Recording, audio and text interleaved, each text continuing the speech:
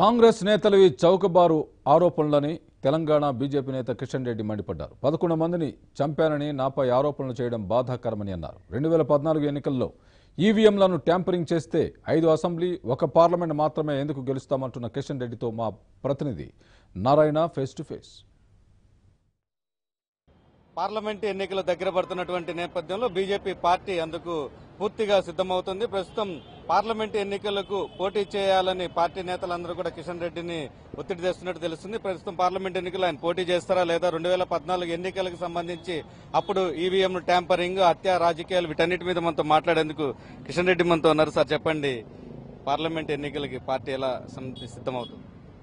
Parliament ఎన్నికలు వాస్తవంగా ఇవి దేశానికి సంబంధించినటువంటి ఎన్నికలు. నరేంద్ర మోడీ గారి లాంటి వ్యక్తి, ఒక సమర్థవంతమైనటువంటి ప్రధాని, కుటుంబం చుట్టూ రాజకీయాలు లేకుండా దేశ ప్రజలే సంరక్షణగా, మరి దేశ భద్రతే ముఖ్యంగా దేశంలోని అనేక రకాల వస్తువుల ధరలు తగ్గించే విధంగా ఒక నీతివంతమైనటువంటి పరిపాలన అందించినటువంటి నరేంద్ర మోడీ గారు తిరిగి అధికారంలో ఉండాలా ఉండకూడదా, లేక ఈరోజు అవినీతి పరుల కూటమిగా ఏర్పడినటువంటి, అవకాశవాద కూటమిగా ఏర్పడినటువంటి మహాకూటమి పేరుతో, లేకపోతే ఫెడరల్ ఫ్రంట్ పేరుతో అనేక రకాల అస్థిరమైనటువంటి రాజకీయాలు చేస్తూ, మరి అవినీతి కూటమిలతో ఏర్పడినటువంటి ఈ చిన్న చిన్న పార్టీల ప్రభుత్వాలు ఏర్పాటు చేసి దేశంలో ఒక రాజకీయపరమైనటువంటి అస్థిరత, లేక సామాజిక పరమైనటువంటి అస్థిరత, ఆర్థిక పరమైనటువంటి అస్థిరత, దేశ భద్రతకు సంబంధించినటువంటి అస్థిరతతో కూడినటువంటి ప్రభుత్వాలు రావాలా? ఈరోజు దేశ ప్రజల ముందున్నటువంటి ప్రధానమైనటువంటి ప్రశ్న. ఈరోజు తెలంగాణలో మొన్న జరిగినటువంటి ఎన్నికల్లో కూడా తెలంగాణలో టీఆర్ఎస్ చుట్టూ, కేసీఆర్ చుట్టూ ఎన్నికలు జరిగాయి. కానీ వచ్చేటువంటి పార్లమెంట్ ఎన్నికలు టీఆర్ఎస్ పార్టీ కానీ కేసీఆర్ కానీ సంబంధించినటువంటి ఎన్నికలు కావు. రేపు రానున్నటువంటి ఎన్నికలు నరేంద్ర మోడీ గారికి సంబంధించినటువంటి ఎన్నికలు, కేంద్ర ప్రభుత్వానికి సంబంధించినటువంటి ఎన్నికలు. ఖచ్చితంగా తెలుగు ప్రజలు నరేంద్ర మోడీ గారి ప్రభుత్వం తిరిగి కేంద్రంలో రావాలని ఖచ్చితంగా తెలుగు ప్రజలు కోరుకుంటున్నారు. పార్లమెంట్ ఎన్నికల్లో మీరు పోటీ చేస్తారు సికింద్రాబాద్ నుంచి అనేటటువంటి వార్తలు వస్తున్నాయి. పార్టీ ఏ నిర్ణయం చేస్తే ఆ నిర్ణయానికి కట్టుబడి ఉంటాం. ముఖ్యంగా 2014 ఎన్నికలకు సంబంధించి కూడా అప్పుడు ఈవీఎంలో ట్యాంపరింగ్, హత్యా రాజకీయాలు, మీ మీద కూడా దాదాపు 11 మందిని ఉప్పల్లో చంపించారనేటటువంటి ఆరోపణలు కూడా వచ్చాయి. సో దానికి మీ సమాధానం? ఇది ఉప్పల్లో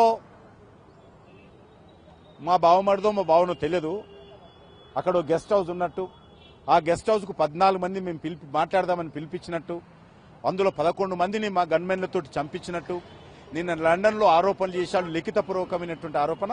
వీటన్నిటిపైన నేను ఈరోజు సాయంకాలం కానీ రేపు కానీ స్పందిస్తాను. ఇప్పటివరకు కూడా కిషన్ రెడ్డి మీద ఇటువంటి ఆరోపణలు అయితే ఇప్పటివరకు రాలేదు. కానీ ఇప్పుడు సడన్ గా ఇట్లాంటి ఆరోపణలు రావడానికి కారణం ఏమై ఉంటుందని మీరు భావిస్తారు?